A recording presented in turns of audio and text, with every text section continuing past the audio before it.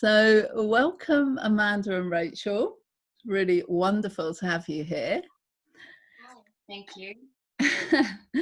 And yeah, I wonder if I can just start with asking you how you identify, so in terms of gender and sexual orientation, and which pronouns you use. And this is a new question for me because we're so new, aren't we, to the LGBTQ scene. So yeah, this is the first time I've been asked this question, which is exciting. So I'm female, and I identify as female. And we were talking about this the other day, weren't we? How we identify with our sexuality. We are in a same-sex relationship, but I don't identify as lesbian. I suppose fluid. Is that acceptable? Anything's acceptable, yeah. Rachel. Fluid, then I think. I've been with men, as has Amanda, but now all I see is her. It's not about whether she's a woman or if for any reason we want to be together. I don't know where I'd go after that. And I'm not going anywhere. But yeah, so I would say fluid. Okay. And thank you for asking that question, because it's given me a lot to think about. Yeah, and you would use she, her, and hers pronouns then? Yeah. Amanda, what about you? So yeah, I identify as female as well. And I guess, I'm happy to sort of jump into the labeling, I guess, if that's where we want to go. Like, I'm gay, I'm a lesbian, I'm maybe bisexual, have been, I guess, for decades. Before meeting Rachel, there was a time in my life when I was exploring with women. And for some reason, I just didn't go down that path fully. Sometimes life steps in and you kind of go with where the direction that life takes you in. But I believe that everything that's happened in my life up until this moment has led me to be in this relationship with a woman. And I fully embrace everything that brings. So, yeah, I'm really proud to be in a same-sex relationship and expanding my family and teaching my 2 young girls that love shows up in many different ways. So, yeah, it's wonderful. How I identify at the moment. Yeah, thank you. And yeah, I think it's probably worth saying as well that, of course, the labels thing, which in my previous podcast episode to this one, I talked about how some people just don't identify with labels either, and there are benefits to them, I think, in helping ourselves as well, kind of like have a language to put to what's happening or what's going on for us, especially when we're questioning and exploring our gender identity or our sexuality, or trying to have conversations with other people about them. It can be helpful, but also they're very they can be very constraining and limiting as well, and we're more than a label, of course. So yeah, it's a thing, that I think I've got mixed views about, but it is a question that I do, as I say, ask my guests just to sort of position it for people that are listening and stuff, and find out a bit about where you're coming from. So yeah. Thank you. Well, I believe in labels, but just not being attached to that label and not having other people being attached to that label. Yeah, and it's very it's absolutely personal choice, I think that's the thing as well. Because you could have come on today and I'd be like, yeah, they're 2 lesbians, Yeah, I have no idea, but a lot of people might assume that about you guys. Yeah, and I'm happy for that assumption to to follow me around. Yeah.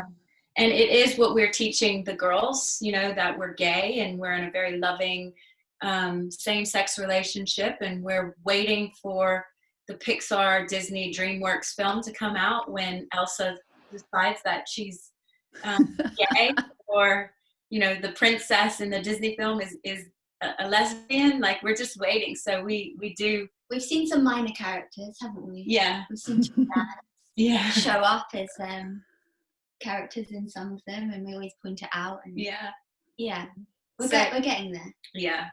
Yeah, brilliant. Okay. So yeah, can you tell us a bit about how you met and how you kind of like have ended up as a couple and running a business together? Yes. Rachel and I met in 2017. We were working with this company. She was doing marketing, and I was doing some nutrition stuff for them. And and that's how we met. And we just became friends initially. And I guess very, very quickly. Very quickly. What's coming? We sort of became each other's touchstone. And we were showing up in each other's lives as a support system, I guess. Mm-hmm. Yeah. And I was very early into my recovery journey, and Rachel had sort of been through in a different capacity what I was going through, and was able to start her inward journey earlier than me. So she was my guide in a way to how I can begin this recovery journey from addiction. And and then what happened? I'm still trying to get my head around it. Yeah. But yeah, it just happened, didn't it? Yeah. It was unexpected for both of us. Neither of us was looking for anybody. But we both agree, and we both feel that there is something very historic about it. We've known each other before in other lives. If you believe in past lives and things, and we definitely, there was a knowing when we met, a recognition, and I think we feel that very strongly, that we came back together in this life to finish some things and do some more work that we started in other lives. So we kind of picked straight back up where we must have left off, however many hundreds of thousands of years ago. And it wasn't easy for us to it wasn't easy for us to accept. Personally it was, but we had a lot of barriers to get through to be in an open relationship, and we still have some barriers around our relationship, but we're both strong and believers in speaking our truth and standing in our truth, so those barriers, you know, they won't stop us doing what we need to do as a family, as a couple, and as a business couple. And with our business, we just we knew that we had complementary skills, and we worked in the same industry, so we thought, let's bring our skills together and serve people in a bigger capacity. Skills and values, our ambitions and our values were very aligned. We both wanted to do similar work for similar purposes, and our skills complement each other so well that it just came together naturally, didn't it? Really? Yeah, it did. And one area in our relationship that's I want to say difficult, because it's not difficult, but the fact that Amanda's a mum and I'm not, and I didn't intend to be a mum. This is where it's come out in our business as something that's been like a treasure for us, because that's where our business is focused towards mums now, and so this fact that she is a mum has become a guiding light for our business. So it's all fallen into place really. Amazing. Sounds like it's meant to be, without like, you know, making that sound trite. It's not trite at all, because it just, yeah, it all just fits. It does. And yeah, tell us a bit about these complementary skills that you've got, and yeah, how you're using them. So I guess what are our complementary skills? Well, I'm a writer. That's my. You said you had some, so yeah, we do. Yeah, maybe we should say each other's. Yeah. Yeah. My primary profession is a writer. I'm a wellbeing writer. For small businesses in the wellbeing industry. Before that, I was in marketing and wellness. So marketing skills are everything that I learned while I was working in these small businesses as a marketer, and then as a writer as well. So I do a lot of the content, and we're both ideas people, aren't we? Mm-hmm. So yeah, we're both ideas people. I'm sort of the face. I'm the kind of face-to-face person, and sort of the talker and negotiator, and I'm American, so I have no problem being direct, and the extrovert, and I'm an introvert. That's a stereotype. Yeah. Yeah, and I'm happy to handle all of the admin and deal with the finances and that side of it. Yeah. And I am not. I look at deadlines, although you're quite good with deadlines too. I am good with deadlines. Yeah. Yeah. And we thought I work with children as well. So my business individually, I've worked with families and children as a holistic nutritionist and as a mindfulness teacher and a yoga teacher. And Rachel primarily works with adults in her other business as well. So she's a writer, but she's also a meditation and yoga instructor. So it just seemed perfect if we're working with the family unit in the dynamics within each individual family home, that we have someone to support the adults and someone to support the children. Yeah.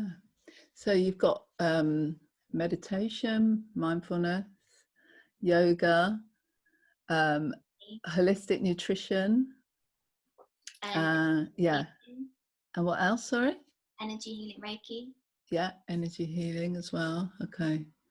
Yeah. Yeah. Yeah. Yeah. So an amazing package of holistic well-being practices and disciplines, if you like, that you can offer to the whole family unit, like you say.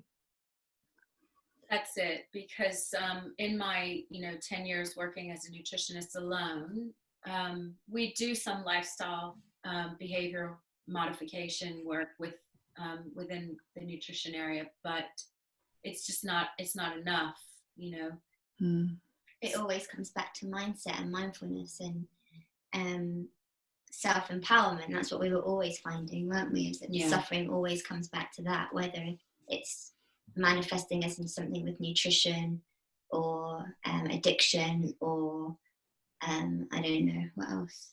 Well, unhappiness in relationships, codependency, anger issues. It always comes down to and you can work with nutrition, and you can work with hormones, and you can work with stress hormones and sleep patterns, and but really you need all of those three pillars, which we like to consider to be mindfulness, movement, and nutrition. And so you've got individual businesses, but also you've got your joint business. And so how do they kind of coexist?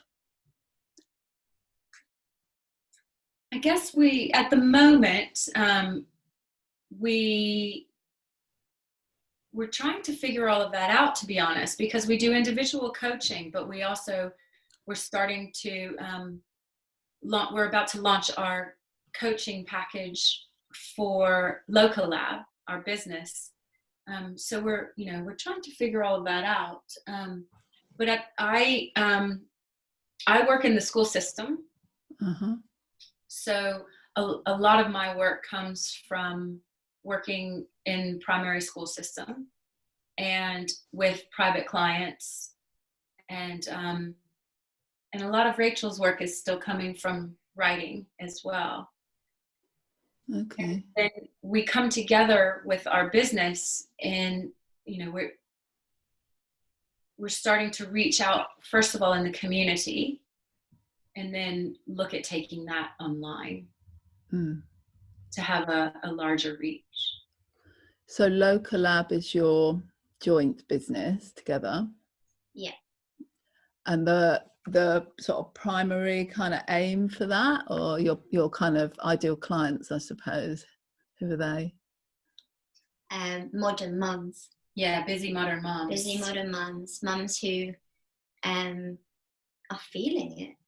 Yeah. The mums who are struggling, mums who are victims almost of this environment we've created where we expect women to be able to do everything, and when they become mums we expect them to be able to do even more, and they struggle because it's not necessarily something that they can do alone.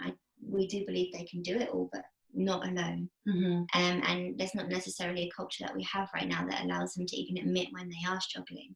So Lokah Lab, what we do is we give mums a space to recognise when they are struggling, and the tools to get to the other side of that and achieve freedom in it and be able to do it all, and not feel like a victim. Find joy and peace and clarity, and themselves as a woman outside of the domestic home on the other side. Yeah, it's basically we're trying to bridge that gap between woman and mother, because when you become a mother, it's a very traumatic experience. We go from being a woman and seemingly having the same exact life and existence as a man, seemingly.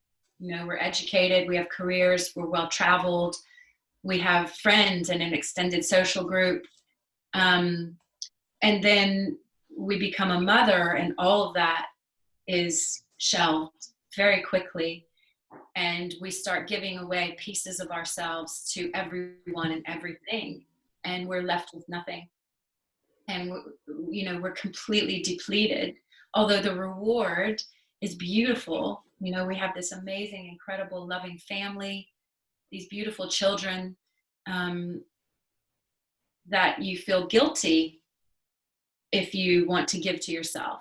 And so we're working on the mindset around all of that as well. And it's just about empowering yourself to understand that you are a reflection, and your children, you're serving them by serving yourself.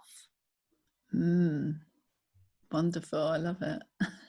And it's really difficult because it's very hard to decide to go down that journey, and I know because I had to make that choice myself.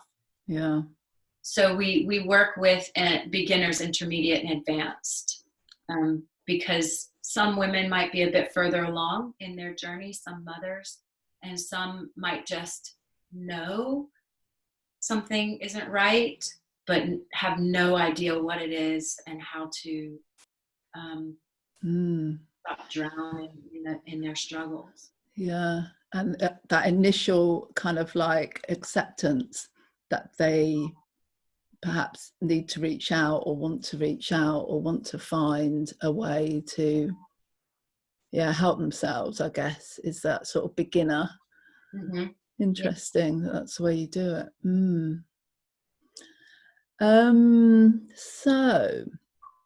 So your businesses, in terms of the wellbeing businesses that you're running at the moment, in terms of like when you started them and to where you are now, so how many years are we talking that they've been going? So I finished, I started as a marketer in 2014, I think, was when I first got my first marketing job.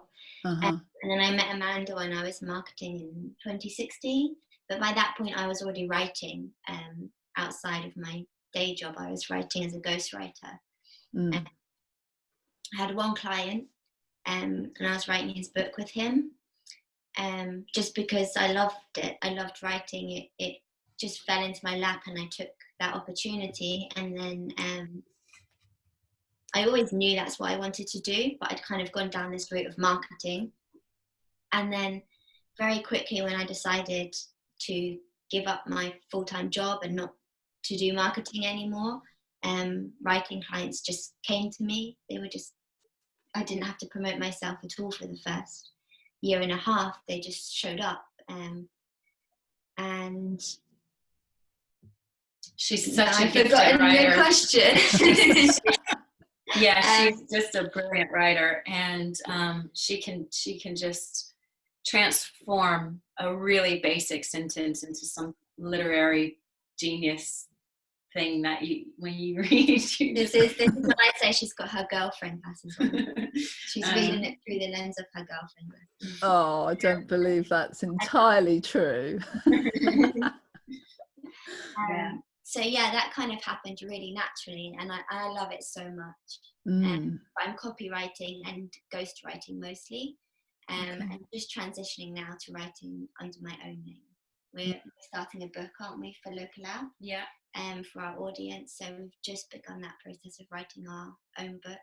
And you trained in yoga, in meditation. Yes, that's where I was going with it. Because you felt that it supported your writing, didn't you? Yeah. So my clients are all, as I said, in the wellbeing industry, and I love research. I love learning. So I just wanted to know as much as possible for my clients and for my writing.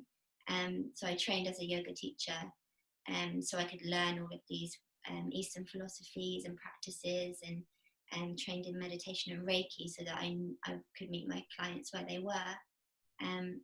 But then loved it myself so much, and started. Well, I was already practicing all of this, but I got qualified for my clients, and then kind of fell into coaching with that as well, teaching yoga, teaching meditation, and then started coaching private clients.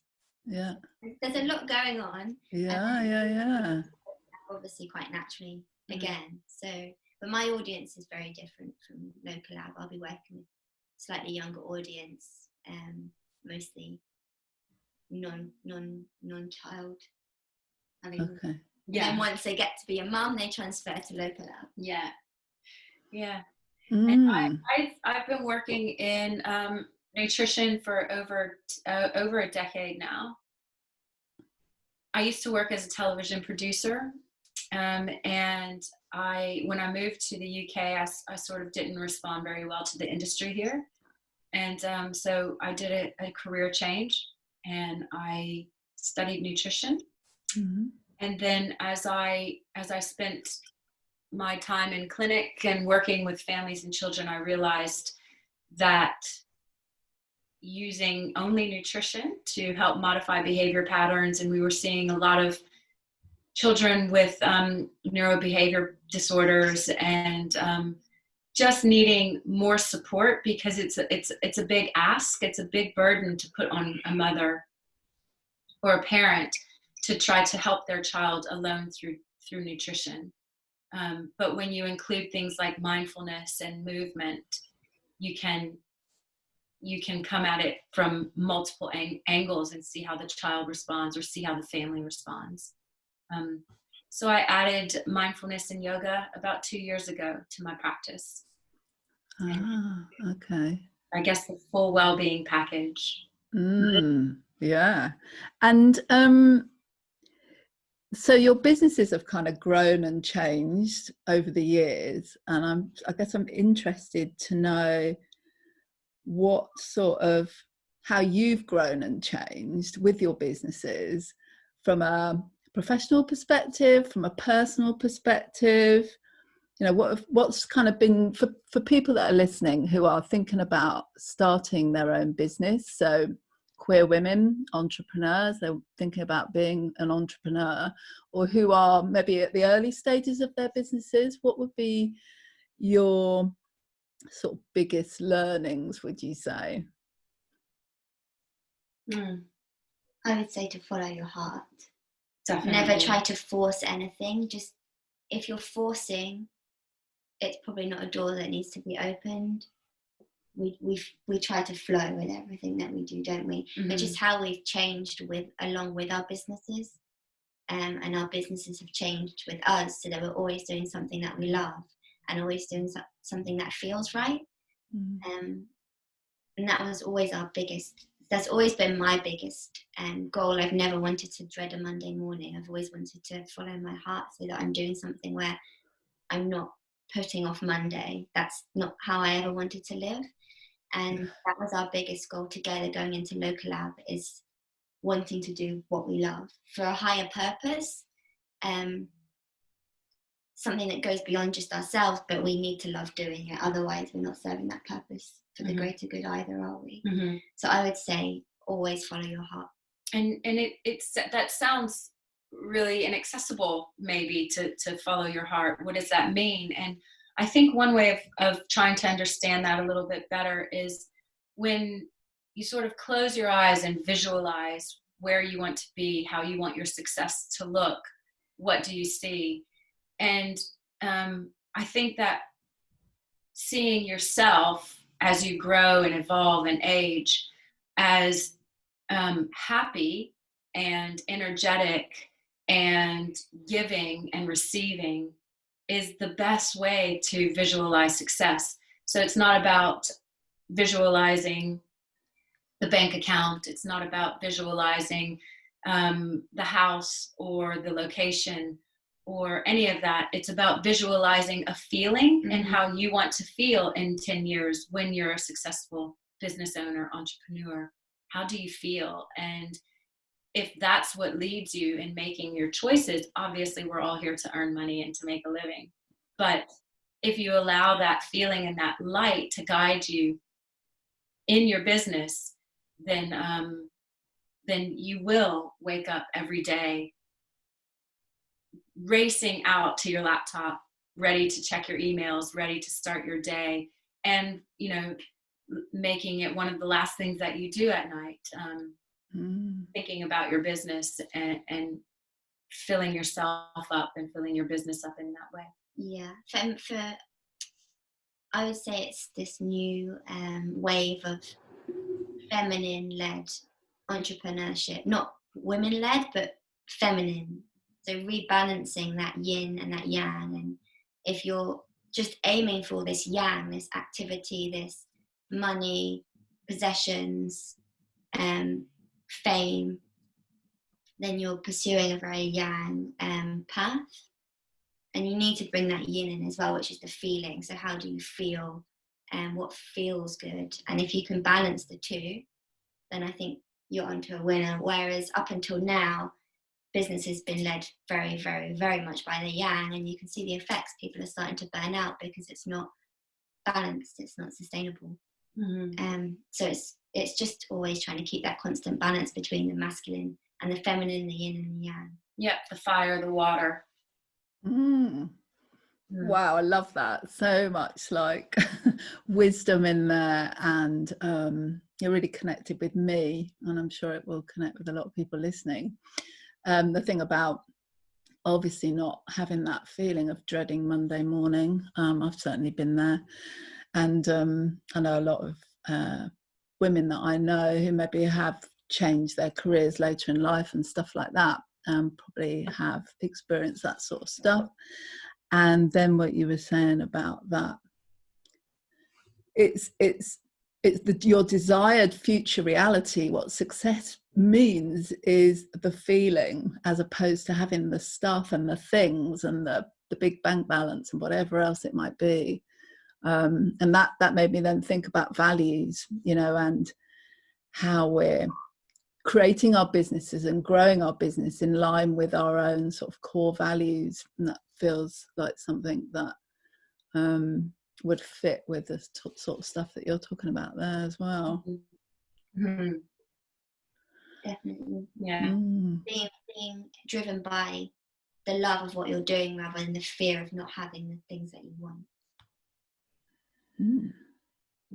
That's almost like a quote that we could have, you know, on do you know what's her name, Marie Forleo? Do you know who Marie Forleo? Yeah. By name, I'm not familiar. Okay. She does that. She does interviews with people, and she has tweetables, and they come up on the side of the interview. That comes from, yeah. Just made me think that could have been a tweetable, Rachel. Yeah, It is. So yeah, the next question I've got is about the biggest challenges that you've faced, both personally and professionally, and I guess they're intertwined, but I'd be interested to sort of hear your reflections on that. Yeah, so personally, I feel like we're never going to escape life without having challenges, and there's absolutely no shame in having these challenges. So I was an addict for 20 years, and it creeps up on you, right? So you don't know in the first 5 years of being an addict that you are. It's when you hit rock bottom that you realize the journey that you've been on. And I have no shame in that, right? So it's brought me to this place that I am in today. And but admitting it, the fear around admitting that I would be living a life without substances was huge. And the challenge to, you know, I probably tried to get sober for 2 or 3 years, maybe even more, before I was actually able to. And it's because I think that the narrative around sobriety and recovery, this being anonymous and not having control, maybe doesn't serve everyone. Some people it's wonderful, but maybe not for everyone. So once I was able to understand how it worked for me, then I was able to overcome that challenge. And then I guess that's the biggest one. Once I was able to get sober and have clarity and strength of mind, then everything else lined up because I was living my truth. And then in business, you know, I dreaded those Monday mornings for a long time, a really long time. And it wasn't until I started really working with children in the capacity that I am now that I feel like I was living my purpose and doing what I love, and I've found where I need to be in my life and in my career.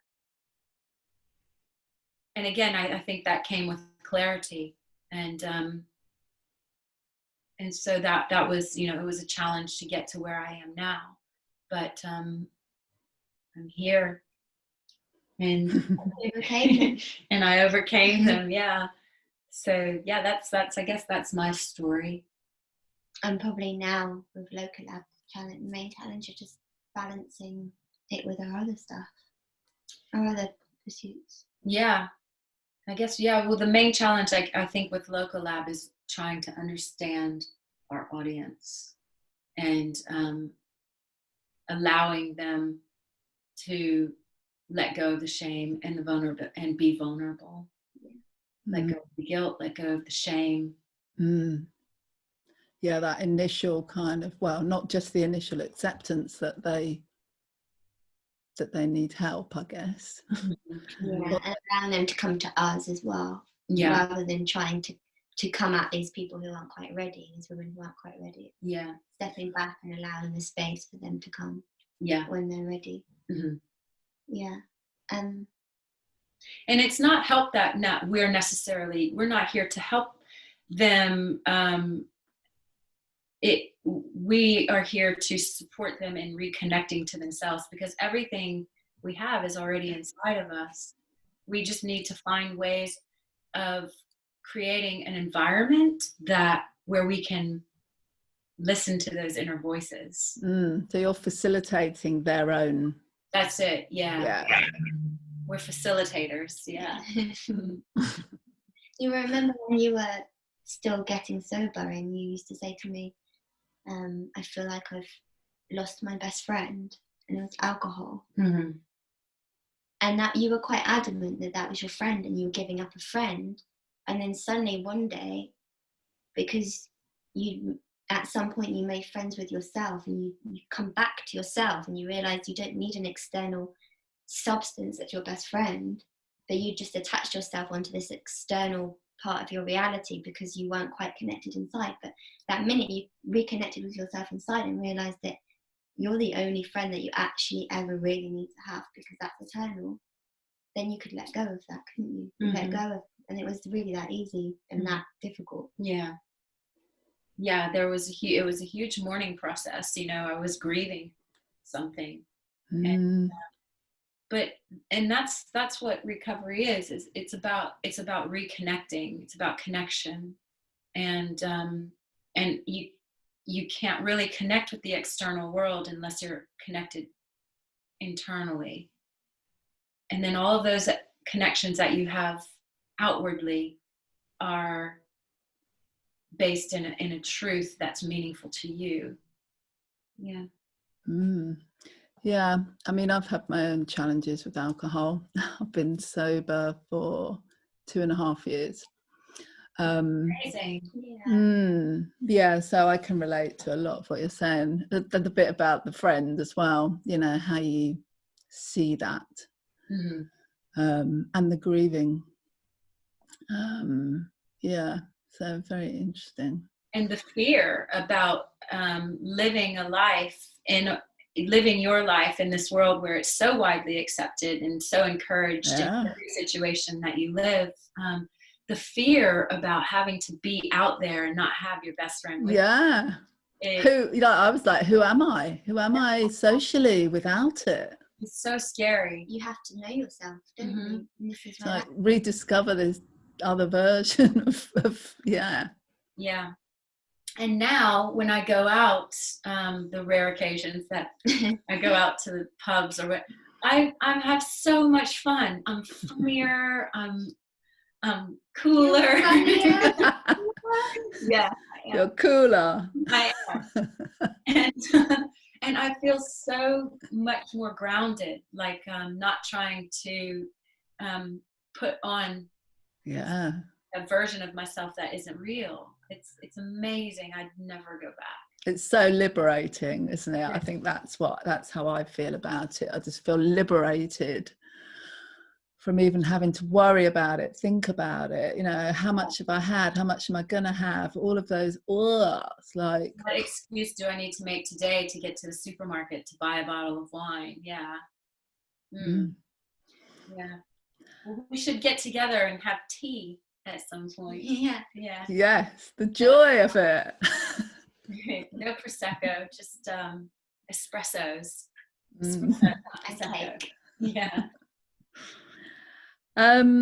Okay, so what have been the surprises for you as you've been sort of building your businesses, expanding them, and following your heart with the direction that they're going in? Well, we're definitely surprised how well we work together. That was a really lovely surprise, because obviously how well you work together in a relationship, but then taking that into a business, I wasn't nervous about it, but it's almost a risk, because you don't know how it's going to affect your relationship outside of the business and how it's going to affect the business working together as a couple. Or if you even can work together as a couple, because that was something that was very important to us, is that we don't compromise our relationship for our working relationship, and vice versa. But we've because we're so communicative and honest with each other, we've actually worked so far together really brilliantly, haven't we? And I'm a Pisces and Rachel's a Virgo, so we're opposite on the zodiac. So we balance out very well, don't we? We've noticed that as well. And we know when to step back, because the other ones, we maybe done for the day and not push, or we know when to push when the other one's not quite there. Or when one of us is taking the lead, we happily let that person take the lead, and there's no competition, there's no desire to take credit for anything. It's all a we. Yeah. And so that was. And when something does come up, we ask questions rather than accuse or assume. We try to understand where the other one's coming from, and that just works, doesn't it? It just opens the dialogue, and then something needs to be fixed, then it's fixed, and we keep going. So that was a good surprise. Yeah. Any other surprises? Doesn't have to be any other one. Not yet. Not yet. Well, life is full of surprises, isn't it? That's what they tell us anyway. What gives you most joy about what you do? Sorry, Sarah, can you say that again, please? Yeah, what gives you most joy about what you do? Working together. The creative process is something that I've been finding so much joy in lately, and that was also important for me, especially to have creativity within the business rather than it just being something that's mapped out and follows a certain formula, as being creative within it. And we have this, especially with COVID and everything that's happened. And then we've had to get creative with it, and that's been really rewarding, seeing how far we can go with it. I feel like that brings me a lot of joy. Yeah, and with the type of work that we do, a lot of the joy comes from seeing the freedom that people are able to experience once they've kind of let go of these burdens that they've been holding on to for some time, with our adult clients, decades, going back to childhood. And then when working with children, they're so natural in these practices. They really just absorb it so easily. And seeing just the happiness and the joy and the fun that they have when learning this. And the other day I was at school, and it was the end of the day, and one of the children, she was leaving, and her mom came in and she said, Mommy, look at my mindfulness work. And her mom was looking at her mindfulness work, and she said, I want to be a mindfulness teacher. And I just thought, wow, that is incredible, because she is empowering herself at this young age to live a life that will have challenges, but she'll be able to navigate those challenges. And it's never about the load that we're given, it's about how we carry it. And so to know that we're able to support people and to facilitate people carrying the loads that they carry through life is huge joy, huge reward. Passing on empowerment that we found, and in different ways. We didn't necessarily have one single coach or one person helping us, and our path was very long and went down many routes as we figured it all out ourselves. But passing that empowerment on to other people and helping them to find their own empowerment, that's really rewarding, isn't it? Yeah, gives such incredible meaning, doesn't it, to it does the work. And what would you say your biggest successes have been so far?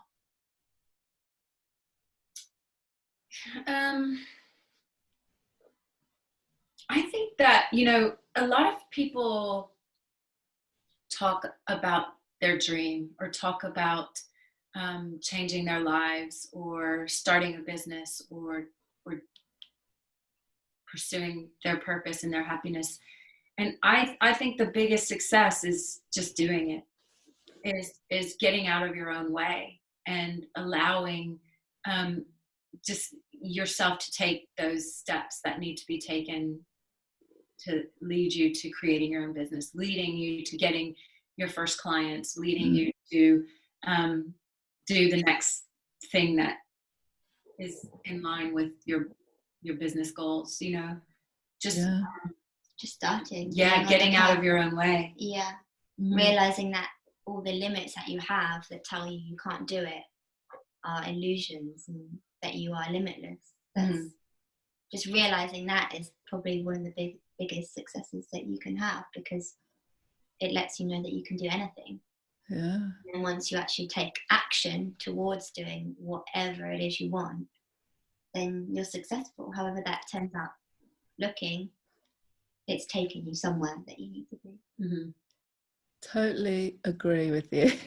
I remember when I had first qualified as a coach, and I'd started working with clients, and I'd started, you know, my business had started to develop and evolve. And I had that exact sort of moment of realization that I was already successful. So I'd been sort of like, oh, I need to have this number of clients, and I was working with different coaches and stuff, and had all these kind of like strategic aims and stuff, and I was just like, I'm already a success. I'm doing it, you know, I'm doing what I believe I'm here to do in the way that feels right for me. And it was such like an empowering feeling and realization. It was amazing, beautiful, really. So yeah, I'm with you. Yeah. Feels good. Okay, there's a couple of more things before we wrap up.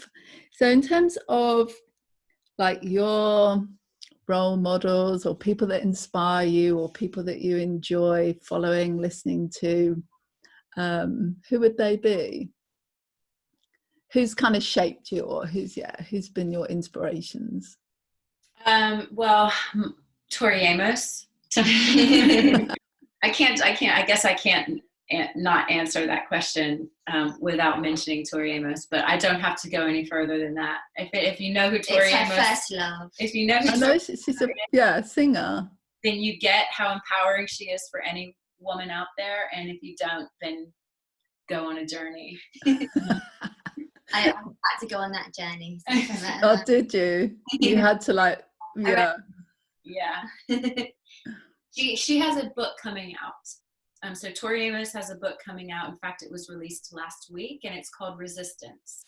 So the title of that book alone shows how she can show up as a role model for anyone, because as a female musician who started her career back in the late 80s, imagine the resistance. You know, it's Tori Amos and piano, and that was her niche. And so she's an incredible role model, an incredible woman to have produced the amount of work that she's done and survived a music career into her 50s now, you know.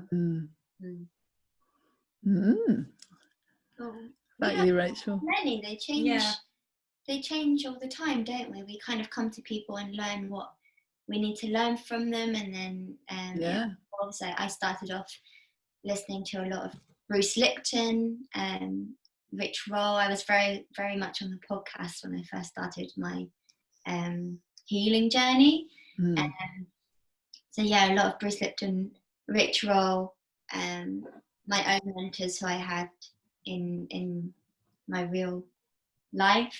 Russell Brand, I always turn to him for any kind of advice or inspiration that I might need. Glennon Doyle, yeah.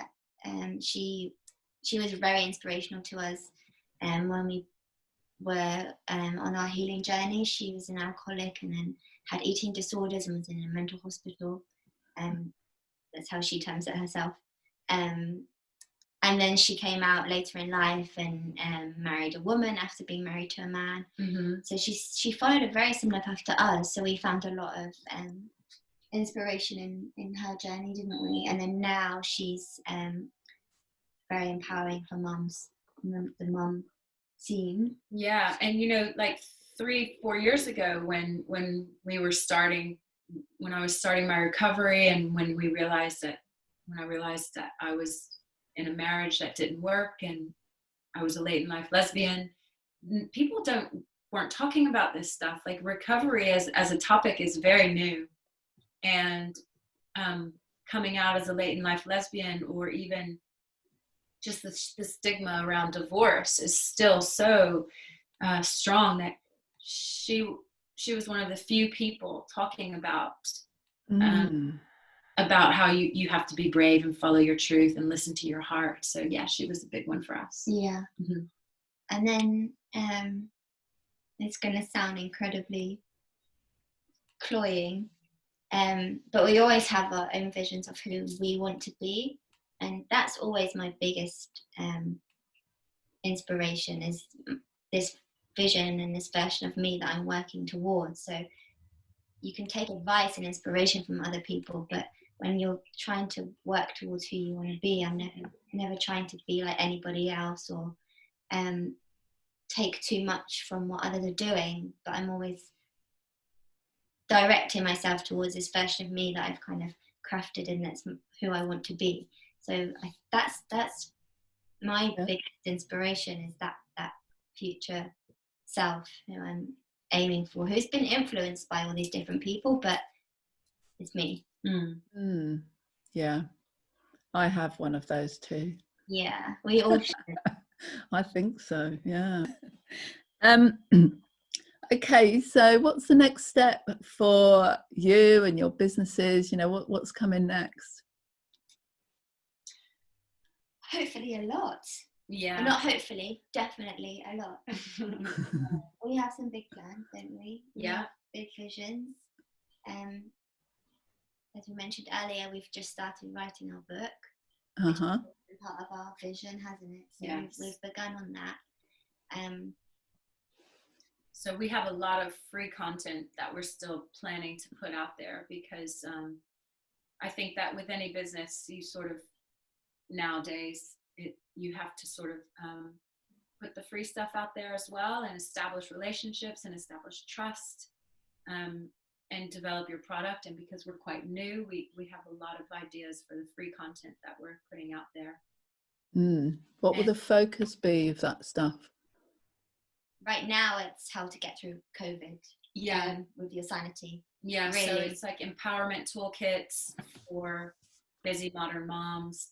And also we want to put out a children's mindfulness book for just like a little ebook download, and continue doing interviews with wellness experts. Amanda's teaching children online as well during this time. She's teaching social emotional wellbeing lessons to children, which is a big part of what you're doing right now, isn't it? Yeah, but the long term and sort of where we're going next is the book and coaching packages, and we really are quite keen to do these wellness retreats, just really allowing families to come and fill themselves up. You know, it's all about like filling up your bucket. And when I close my eyes and have that vision of how I feel as a success, it's always in that sort of setting of being surrounded by people that are filling themselves up and maybe filled up as well at the same time. So that, I think that's going to be a big part of our future. Definitely. Reach more people, show more people that life is about suffering. That's part of being on earth, but it doesn't have to be. It doesn't have to be defined by suffering. And there's so much joy and ease and flow and love. So it's just getting that message out there in all the different ways that we can. Yeah, both as Lokah Lab and individually as well. Yeah, I'm also developing an online social emotional well-being course for children and families. So that will be hopefully out there soon. In the next few weeks. Yeah. And then working with you, Sarah. We had plans before lockdown, didn't we? We did have plans. We still have plans. We have plans. Yeah, so we're going to do big things too. Yeah, it's really important for us to support the LGBTQ plus community, because we know that the struggles and the mental health amongst even the young people in the LGBTQ community, it is immense. And we want to facilitate them finding their voice and expressing themselves and feeling love, freedom, and joy. It's amazing. We will work together. I know it's going to happen. We've talked about maybe retreats, maybe wellbeing days, workshops, events. And I think that, I believe there's definitely a need for it. And one of the things that I've noticed as I've been, talking to more people and talking to women, particularly who are working in the wellbeing space, queer women, from the LGBTQ plus community, that I think that there is definitely an opportunity there as well for us to offer, the sort of wellbeing practices and packages and retreats and all that stuff that we have. So Absolutely. Yeah. It's exciting. It's an exciting it is exciting going on. Yeah. So sum up, what would you say are kind of like the 3 things that women, queerpreneurs, if you like, are thinking about if they're thinking about growing a business or starting a business, based on what we've talked about today? What would be your top 3 things? Shall we each do 3? No, we can do it together. Okay. You want to do it together? Yeah. Follow your heart is the first one. Would you say? Yeah. Follow your heart. Get out of your own way. Just do it. And speak your truth. Yeah. If you're not safe to speak your truth, just speak it to yourself. Just be assertive and strong in who you are to yourself. And if you are safe to speak out, speak out. I also think, as far as like starting a business, when you do those practical things, which is registering with Companies House and starting a bank account and really maybe doing some branding, I think that gives you belief in yourself as a business. And so those elements I think are really important initially to do as well. That is a good point. They're boring for most of us, unless you're Capricorn. But yeah, it does. It gives you that that sense that you're doing it properly. Yeah. You want to keep going for the creative stuff and get your ideas out, and you want to ignore all that foundational stuff. Yeah. Yeah, you're right. Getting that done. Yeah, I think it's really on important. a practical level. Yeah. So yeah, when doing that, like follow your heart, speak your truth, get out of your own way, and register with companies. Register your business, bank account. Yeah, it's kind of like the bit you got to do, but not many of us, certainly in the wellbeing industry. Yeah, exactly. It's not the favourite part for sure. Yeah. All right, lovely. And so how can people get hold of you? You've talked about, you've got a course coming up. You've talked about the work that you're doing at the moment, the online stuff you're doing. How can people get hold of you and find out more about what you're up to? You can find Lokah Lab at Lokah, which is LOKAH_lab, LAB, on Instagram. We're on Facebook as Lokah Lab as well, lokahlab.com. And then you can find both of us through there, right? I'm Rachel Bednarski, which is a Polish name, so probably best to just go find me through Lokah Lab. And, yeah, we can be found through Lokah Lab or our own individual names. I'm Amanda Ashy Boyd. And yeah, we both have URLs under our names. So quite easy to type that in, and they're .coms. I'll put those links and stuff in the show notes as well. So when people want to get hold of you, then they'll be able to find you. Yeah. Via the notes in the show notes. Yeah, and if any parents are looking to, talk to their schools about well-being, I do a lot of consulting with schools. So if that's something that interests them as well, they can come find me and ask me questions. Wonderful. Yeah, and if anyone's, she loves to talk. I do. I like she to would talk. love it. I'm more of an introvert. Yes, me too. I do the behind the scenes. You're doing amazingly to have a podcast as an introvert. Well, there you go. I'm really inspired. It's possible. I'm not saying it's easy, but it is possible. Right. So thank you both so much for being here today, and Be here. Yeah. I've really, really enjoyed talking to you both. I found it really inspiring, and I'm so looking forward to our future projects together, but also like carrying on watching you and seeing all the wonderful work that you do. Thank you, Sarah. Thank you for being so supportive of us and the work that we do as well. It means a lot. Oh. And yeah, and thank you to all of you listening. Really appreciate you being here, sharing your time with us. And if you've got any questions for me or Amanda or Rachel, then you can contact me on Instagram at Sarah Taylor Coaching, or LinkedIn or Facebook. And yeah, just get in touch. I'm always here for you and I'm always listening, so don't hesitate. And I will catch you next time. Thanks very much, everybody.